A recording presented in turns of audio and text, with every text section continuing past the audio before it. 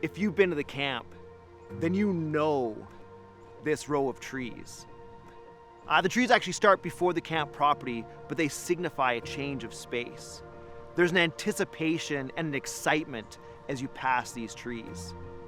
If you were here in the 70s, the 80s, or the 90s, then you know you had to come through this literal tunnel of leaves and branches across the old, bumpy, potholed gravel road. It was like entering a whole new world. You might not know this, but these trees were actually planted by Dr. McLaurin, the same Dr. McLaurin who founded the camp way back in 1920. This road is actually called McLaurin Lane.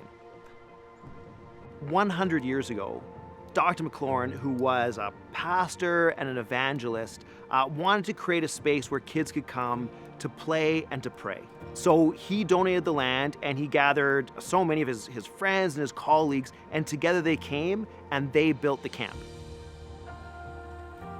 A few years after they started the camp, Dr. McLaurin and his friends planted these trees, and for nearly a century, they have been marking the boundaries of the camp. Now, these trees actually play an important part in my faith journey.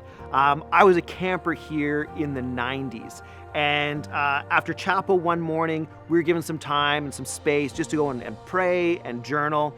So I came out of the old memorial hall and sat like pretty much right here. And I was just sitting there and thinking and praying. And I remember looking up at these trees and thinking, man, it's incredible that something so big comes from a seed so small. And I was just kind of in awe of this and just in awe of the mystery and the wonder of the natural world. And I thought, there is something behind this. There's some force that's pushing and creative and bringing life to everything. And this is a true story. That was literally where I decided that I wanted to follow God and where I committed my life to Christ. And this was my first time here, like as a camper. I didn't know Dr. McLaurin. I didn't have a clue how old the camp was. And I think it's incredible that 70 years later, his specific action of planting a tree ministered to me and helped create space for me to connect with Christ. Since the camp was started in 1920, we've had tens of thousands of campers, just like me, come and use this space. These are our new cabins. They were built as a way to mark the 100-year anniversary, and they're our fourth generation of cabins. Dr. McLaurin and his friends were the first generation of leaders, of donors, and really of pioneers for the camp. Year after year and generation after generation, faithful Christians have stepped up to carry the torch and to keep this special ministry functioning. And not just functioning, but doing what it was created to do, which is to be a space where campers connect with Christ. We're at the start of the next generation.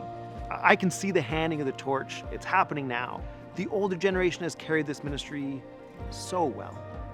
And now it is time for the next generation to take up the mantle. To finish these cabins and a few other projects that will really set us up for success for the next generation and generations of campers, we need the last $600,000 of our $2.7 million campaign. So much generosity has been shown over the past 3 years, and I am so thankful for that. And now I'm looking for all the generations of camp to come together and push us over the finish line.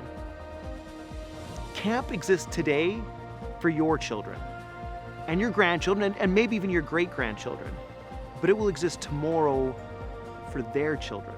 And Lord willing, this will be a space for the generations who have not even been born yet to come and connect with Christ.